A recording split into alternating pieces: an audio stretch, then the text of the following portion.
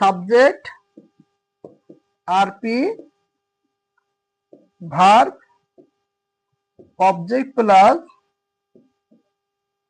Verb plus object plus extension.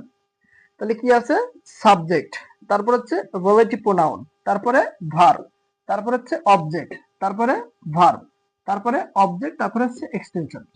ওকে, আমরা প্রত্যেকটা part এখানে আমরা সুন্দর করে আস্তে আস্তে আলোচনা করার চেষ্টা করি। প্রথমে সাবজেক্ট, সাবজেক্ট হচ্ছে মিস্টার রহিম, আমি বসিয়ে দেই মিস্টার